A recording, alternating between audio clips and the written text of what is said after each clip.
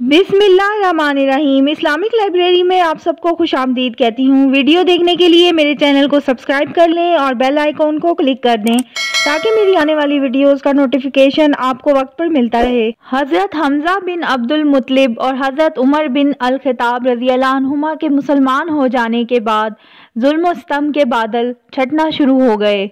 इब्ने इसहाक ने यजीद बिन ज़ियाद के वास्ते से मोहम्मद बिन काब कर्जी का ये बयान नकल किया है कि मुझे बताया गया कि उतबा बिन रबिया ने, जो सरदार कौम था, एक रोज़ कुरैश की महफिल में कहा, और उस वक्त रसूल अल्लाह सल्लल्लाहु अलैहि वसल्लम मस्जिद हराम में एक जगह तनहा तशरीफ फरमा थे कि कुरैश के लोगों, क्यों ना मैं मोहम्मद सल्लल्लाहु अलैहि वसल्लम के पास जाकर उनसे गुफ्तगू करूं और उनके सामने चंद अमूर पेश करूं।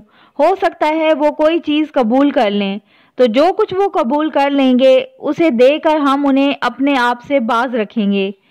ये उस वक्त की बात है जब हज़रत हमजा रज़ियल्लाहु अन्हुमा मुसलमान हो चुके थे और मुशरिकीन ने ये देख लिया था कि मुसलमान की तादाद बराबर बढ़ती ही जा रही है। मुशरिकीन ने कहा, आप जाइए और उनसे बात कीजिए। उसके बाद उतबा उठा और रसूल अल्लाह सल्लल्लाहु अलैहि वसल्लम के पास जाकर बैठ गया। फिर बोला, भतीजे, हमारी कौम में तुम्हारा जो मर्तबा व मकाम है और जो बुलंद पाया नस्ब है वो तुम्हें मालूम ही है, और अब तुम अपनी कौम में एक बड़ा मामला लेकर आए हो जिसकी वजह से तुमने उनकी जमात में तफरका डाल दिया, उनकी अक्लों को हमाकत से दोचार करार दिया, उनके माबूदों और उनके दीन के ऐब चीनी की, उनके आबाओ अजदाद जो गुजर चुके हैं उन्हें काफिर ठहराया।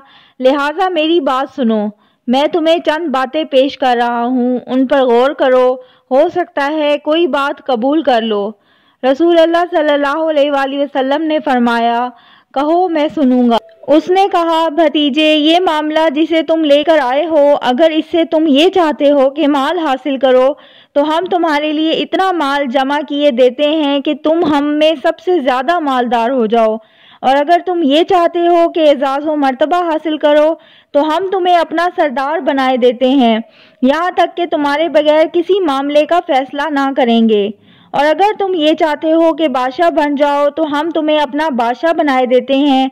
अगर ये जो तुम्हारे पास आता है कोई जिन भूत है जिसे तुम देखते हो लेकिन अपने आप से दफा नहीं कर सकते, तो हम तुम्हारे लिए इसका इलाज तलाश किए देते हैं, और इस सिलसिले में हम अपना इतना माल खर्च करने को तैयार हैं कि तुम शफायाब हो जाओ, क्योंकि कभी कभी ऐसा होता है कि जिन भूत इंसान पर गालिब आ जाता है और उसका इलाज करवाना पड़ता है। उतबा ये बातें कहता रहा और रसूल अल्लाह सल्लल्लाहु अलैहि वसल्लम सुनते रहे। जब फारिग हो चुका तो आप सल्लल्लाहु अलैहि वसल्लम ने फरमाया, अच्छा, अब मेरी सुनो। आप सल्लल्लाहु अलैहि वसल्लम ने फरमाया, हाँ मीम, ये रहमान और रहीम की तरफ से नाजिल की हुई ऐसी किताब है जिसकी आयतें खोल खोल कर बयान कर दी गई हैं। कुरान उन लोगों के लिए जो इल्म रखते हैं, बशारत देने वाला और डराने वाला है। लेकिन अक्सर लोगों ने एतराज़ किया और वो सुनते नहीं। कहते हैं कि जिस चीज़ की तरफ तुम हमें बुलाते हो इसके लिए हमारे दिलों पर पर्दा पड़ा हुआ है। रसूल अल्लाह सल्लल्लाहु अलैहि वसल्लम आगे बढ़ते जा रहे थे और उतबा अपने दोनों हाथ पीछे ज़मीन पर टेके चुपचाप सुनता जा रहा था। जब आप सल्लल्लाहु अलैहि वसल्लम सजदे की आयत पर पहुँचे तो आपने सजदा किया। फिर फरमाया, उतबा, तुम्हें जो कुछ सुनना था सुन चुके, अब तुम जानो और तुम्हारा काम जाने। उतबा उठा और सीधा अपने साथियों के पास आया। उसे आता देखकर मुशरिकीन ने आपस में एक दूसरे से कहा, खुदा की कसम, तुम्हारे पास वो चेहरा नहीं आ रहा है जो चेहरा लेकर गए थे। फिर जब उतबा आकर बैठ गया तो लोगों ने पूछा कि पीछे की क्या खबर है। उसने कहा, पीछे की खबर ये है कि मैंने ऐसा कलाम सुना है कि वैसा कलाम वल्लाह मैंने कभी नहीं सुना। खुदा की कसम, वो ना शेर है, ना जादू, ना कहानत। कुरैश के लोगों, मेरी बात मानो और इस मामले को मुझ पर छोड़ दो। मेरी राय ये है कि उस शख्स को उसके हाल पर छोड़ दो। खुदा की कसम, मैंने उसका जो कौल सुना है उससे कोई ज़बरदस्त वाक़या रूनुमा होकर रहेगा। फिर अगर उस शख्स को अरब ने मार डाला तो तुम्हारा काम दूसरों के ज़रिए अंजाम पा जाएगा, और अगर ये शख्स अरब पर गालिब आ गया तो उसकी बादशाहत तुम्हारी बादशाहत और उसकी इज़्ज़त तुम्हारी इज़्ज़त होगी, और उसका वजूद सबसे बढ़कर तुम्हारे लिए सादत का बायस होगा। لوگوں نے کہا عتبہ خدا کی قسم تم پر بھی اس کی زبان کا جادو چل گیا۔ عتبہ نے کہا اس شخص کے بارے میں میری رائے یہی ہے، اب تمہیں جو ٹھیک معلوم ہو کرو۔ حالات کی رفتار بدل چکی تھی، گرد و پیش کے ماحول میں فرق آ چکا تھا، لیکن ابو طالب کے اندیشے برقرار تھے۔ انہیں مشرکین کی طرف سے اپنے بھتیجے کے متعلق برابر خطرہ محسوس ہو رہا تھا۔ وہ پچھلے واقعات پر برابر غور کر رہے تھے۔ مشرکین نے انہیں مقابلہ آرائی کی دھمکی دی تھی، پھر ان کے بھتیجے کو عمارہ بن ولید کے عوض حاصل کر کے قتل کرنے کے لیے سودے بازی کی کوشش کی تھی۔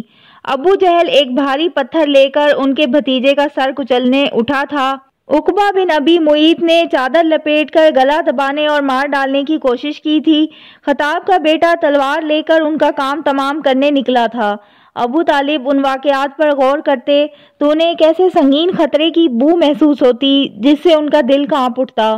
انہیں یقین ہو چکا تھا کہ مشرکین ان کا وعدہ توڑنے اور ان کے بھتیجے کو قتل کرنے کا تہیہ کر چکے ہیں، اور ان حالات میں خدا نہ خواستہ اگر کوئی مشرک اچانک آپ صلی اللہ علیہ وآلہ وسلم پر ٹوٹ پڑا تو حمزہ یا عمر یا کوئی اور شخص کیا کام دے سکے گا؟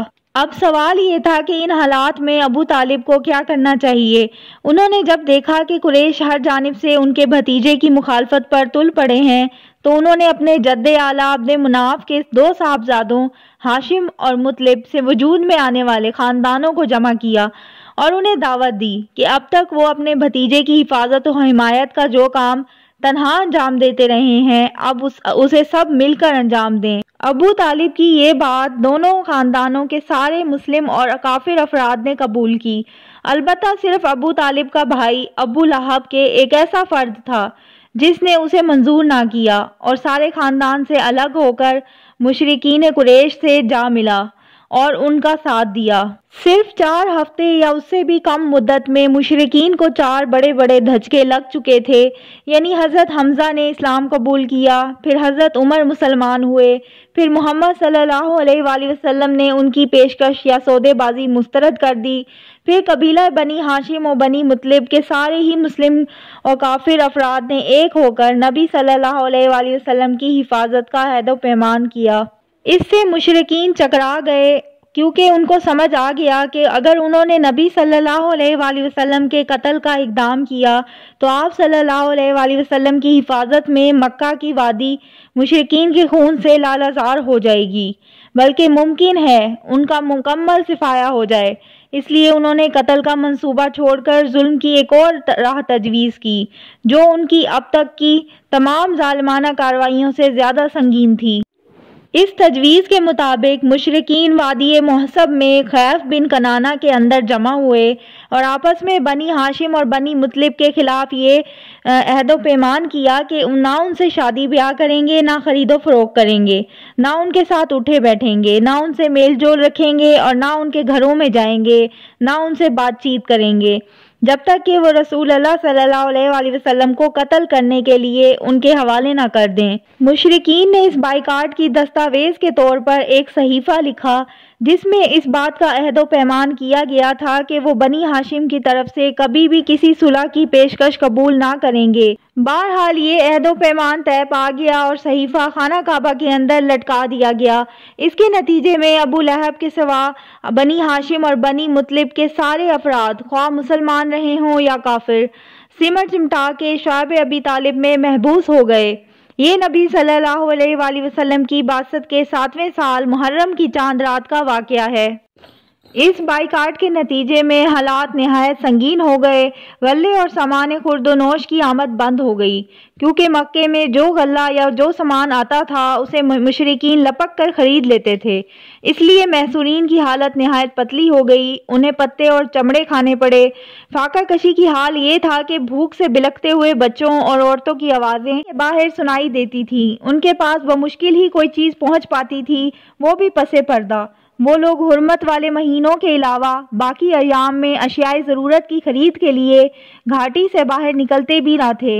وہ اگرچہ قافلوں سے سامان خرید سکتے تھے جو باہر سے مکہ آتے تھے، لیکن ان کے سامان کے دام بھی مکے والوں کے اس قدر بڑھا کر خریدنے کے لیے تیار ہو جاتے تھے کہ محصورین کے لیے کچھ خریدنا مشکل ہو جاتا تھا۔ ادھر ابو طالب کو رسول اللہ صلی اللہ علیہ وسلم کے بارے میں برابر خطرہ لگا رہتا تھا، اس لیے جب لوگ اپنے اپنے بستروں پر جاتے تو وہ رسول اللہ صلی اللہ علیہ وسلم سے کہتے کہ تم اپنے بستر پر سوئے رہو۔ مقصد یہ ہوتا کہ اگر کوئی شخص آپ صلی اللہ علیہ وسلم کو قتل کرنے کی نیت رکھتا ہو تو دیکھ لے کہ آپ کہاں سو رہے ہیں۔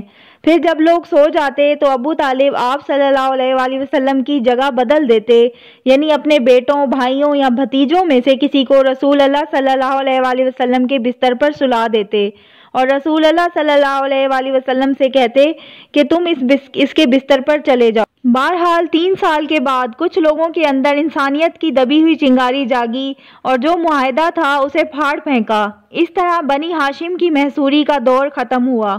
یہ تھی میری آج کی ویڈیو۔ اگر آپ کو میری ویڈیو اچھی لگتی ہے تو میرے چینل کو سبسکرائب کریں، لائک کریں اور شیئر کریں۔ اللہ حافظ۔